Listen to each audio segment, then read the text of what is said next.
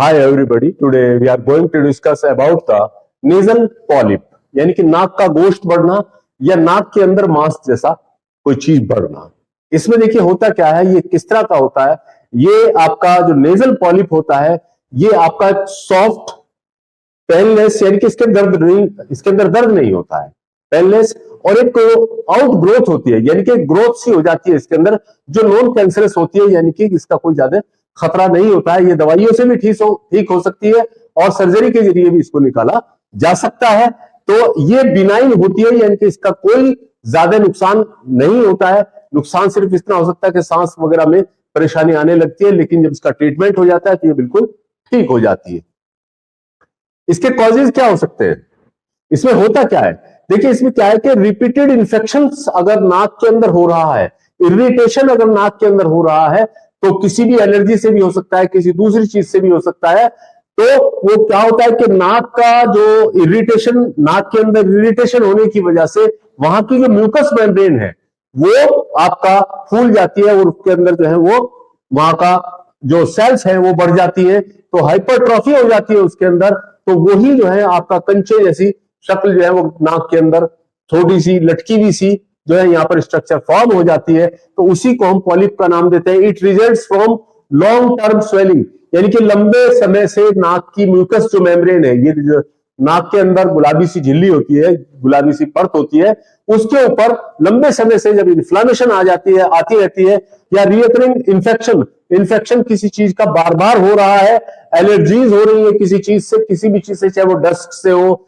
या किसी केमिकल से हो या किसी ड्रग से हो, ड्रग सेंसिटिविटी हो, या जो है आपका सर्टेन इम्यून डिसऑर्डर्स, जिनकी वजह से आपका ये कंडीशन जो है पैदा हो जाती है। देखिए एलर्जीज की वजह से क्या होगा कि इंक्रीज वेसल्स परमेबिलिटी, जो वहां पर खून की नलियां हैं उनके अंदर परमेबिलिटी बढ़ जाएगी, छानने की ताकत बढ़ जाएगी। तो क्या होगा कि उसमें से ब्लड वेसल्स से ब्लड वाटर कंटेंट निकलकर म्यूकस मेम्ब्रेन में इकट्ठा होना शुरू हो जाता है, और वहां की सेल्स जो है वो आपका ग्रोथ करना शुरू कर देती है, जो कि आपका पॉलिप की शक्ल अख्तियार कर लेती है। इन्फेक्शन की सूरत में क्या होता है कि poor absorption of tissue fluid, जो टिश्यू के अंदर फ्लूइड है उसका एब्जॉर्प्शन कम होता है, और फिर वो वहां पर जो है फ्लूइड इकट्ठा होता रहता है, वाटर कंटेंट जो है वो आपका इकट्ठा होता रहता है। तो उस इकट्ठा होने की शक्ल में वहां पर ग्रोथ बन जाती है, वहां पर एक आउट ग्रोथ बन जाती है, गोली सी बन जाती है, जो कि मांस का शक्ल अख्तियार करती है, तो उसी को हम पॉलिप मांस कहते हैं। इन्फेक्शन की सूरत में ऐसा होता है, यानी कि एलर्जी की सूरत में वेसल्स की परमिबिलिटी बढ़ जाती है और वहां पर वाटर कंटेंट ज्यादा होकर वहां पर गांठ जैसी शक्ल अख्तियार कर लेता है। और इन्फेक्शन की सूरत में क्या होता है, इन्फेक्शन की सूरत में वहां पर जो टिश्यूज एब्जॉर्ब करती है पानी को, या पानी जैसी चीज को, फ्लूइड को एब्जॉर्ब करती है, वो पावर घट जाती है। उसके घटने पर वहां पर वो इकट्ठा होता रहता है, वहां पर भी वो गांठ की शक्ल अख्तियार कर लेता है, तो उसी को नेजल पॉलिप का नाम देते हैं। साइंस एंड सिम्टम्स, देखिए साइन एंड सिम्टम में सबसे पहला होता है नेजल कंजेशन, नाक भरी भी सी दिखाई देती है, और कुछ वक्त बाद जो है आपका ये गोश्त जब बढ़ता चला जाता है, ये पॉलिप बढ़ता चला जाता है, तो नेजल ऑब्स्ट्रक्शन होने लगता है। तो सबसे पहली चीज है नेजल कंजेशन, फिर जो है ये बढ़ते बढ़ते क्या होता है, नेजल ऑब्स्ट्रक्ट होने लगता है। नंबर 3 हाइपोज्मिया, देखिए इसमें होता क्या है, हाइपोज्मिया के जो ऑल्फैक्टरी नर्व होती है नाक के अंदर, जो आपको किसी खुशबू बदबू का एहसास कराती हैं, जो स्मेलिंग नर्व्स होती हैं, वो अफेक्ट हो जाती है। उनके अफेक्ट होने पर क्या होता है कि जो सेंस ऑफ स्मेल है वो घट जाती है, उसकी वजह से इन्फ्लामेशन, इरिटेशन की वजह से सेंस ऑफ स्मेल घट जाती है, उसी को हम हाइपोज्मिया का नाम देते हैं। तो इसमें आपका सेंस ऑफ स्मेल भी डिक्रीज हो जाती है। और ब्रीथिंग प्रॉब्लम्स, क्योंकि इसके बढ़ने की वजह से नाक पूरी तरह से खुला हुआ नहीं होता है, तो सांस लेने में बहुत ज्यादा परेशानी होने लगती है। इवन क्या होता है कि पेशेंट को मुंह खोल के सांस लेना पड़ता है, मुंह के जरिए सांस लेना पड़ता है, तो इतनी परेशानी इसके अंदर हो जाती है, यानी कि ब्रीथिंग प्रॉब्लम्स हो जाती है। और इरिटेशन की वजह से रिपीटेड स्नीजिंग, बार बार जो है पेशेंट जो है छींकता रहता है।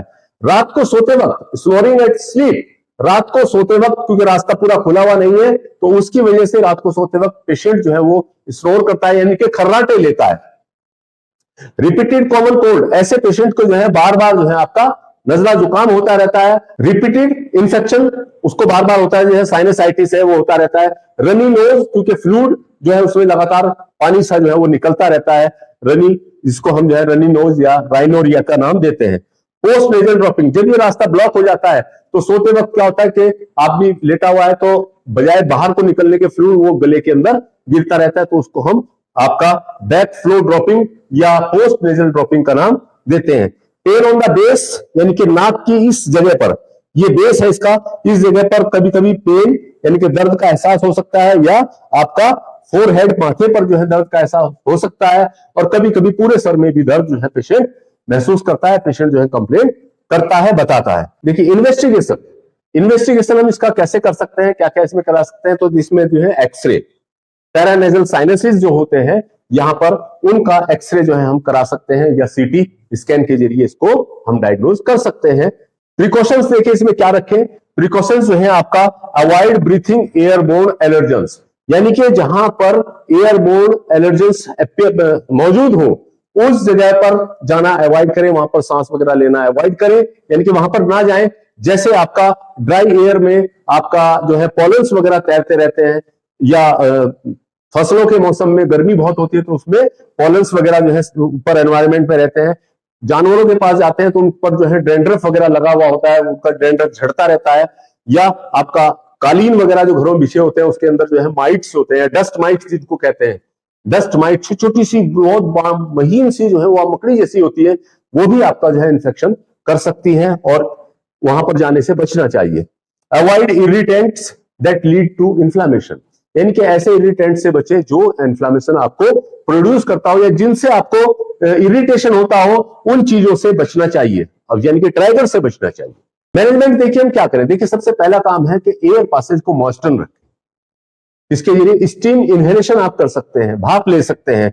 और दूसरा जो है रिमूव एलर्जेंस, अगर कोई एलर्जेंस वगैरह चला गया है तो उसको सैलाइन वगैरह से आप जो है नाक से साफ करके निकाल सकते हैं, तो उससे चांसेस कम हो जाते हैं।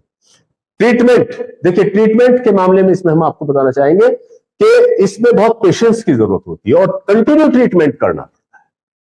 कभी कभी 2 महीने भी लग सकते हैं, 3 भी लग सकते हैं, इवन 1 साल तक भी लग सकता है, तो इसलिए इसमें पेशेंस का रखना बहुत जरूरी है। देखिए अगर आप एलोपैथिक ट्रीटमेंट करना चाहते हैं तो उसमें सबसे पहली चीज है डीकंजेस्टेंट का इस्तेमाल आप करें, नेजोवियोन वगैरह आती है उसको आप नाक में डालें। दूसरा एंटीहिस्टामिन्स आप जो है इस्तेमाल कर सकते हैं, और उसके साथ साथ एंटीबायोटिक्स का भी इस्तेमाल कर सकते हैं। आयुर्वेदिक देखिए, अगर आप आयुर्वेद में बिलीव करते हैं तो हिमालय कंपनी की एक मेडिसिन आती है जिसको सेप्टिलिन टैबलेट, यानी कि ये एंटी इंफ्लेमेटरी होती है। सेप्टिलिन टैबलेट भी आती है, सिरप फॉर्म में भी आती है, तो आप उसको पेशेंट को दे सकते हैं। सेप्टिलिन एडल्ट है तो 2 सुबह 2 शाम, बच्चा है तो 1 सुबह 1 शाम। उसके साथ साथ ब्रेसोल एनएस नेजल ड्रॉप आती है उसका भी आप इस्तेमाल कर सकते हैं। और सबसे बेस्ट जो है, एक और बेस्ट दवाई आपको बता रहा हूं, वैद्यनाथ कंपनी की एक षड बिंदु तेल आता है, षड बिंदु तेल।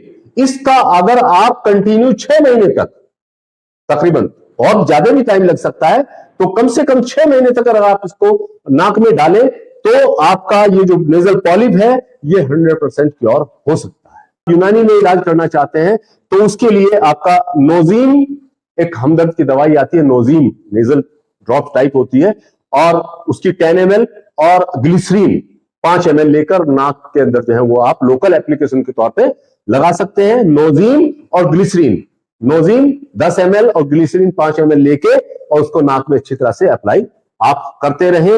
और इसके साथ साथ नजली नाम से एक दवाई आती है, उसको 2 से 3 ग्राम जो है आप सुबह शाम पेशेंट को दीजिए, उससे बहुत अच्छा रिलीफ जो है वो आपको मिलेगा। अगर आप होम्योपैथिक में बिलीव करते हैं तो एज पर होम्योपैथिक एक्सपर्ट आप अपना यहां पर ट्रीटमेंट जो शुरू करते हैं तो वो थूजा 200 से शुरू करेंगे, जो हफ्ते में सिर्फ 2 बार आपको लेंगे। और इसके साथ साथ जो है आपका एलियम सिपा 30 और टिक्यरम मार 200 जो है आपका इस्तेमाल करेंगे तो इसमें काफी रिलीफ मिलेगा। और बैक्सन कंपनी की एक नेजल ड्रॉप आती है जिसको नेजल एड के नाम से आपको दवाई मिलेगी, उसका भी आप नाक में डालें तो इसमें बहुत तेजी के साथ आपको रिलीफ मिलेगा। तो ये था आज आपका लेक्चर नेजल पॉलिप। अगर इसमें से कोई सवाल आपके जहन में आ रहा है तो आप हमारे कमेंट बॉक्स में डाल सकते हैं, और अगर ये लेक्चर पसंद आया हो तो आप लाइक शेयर सब्सक्राइब जरूर कीजिए। थैंक्स।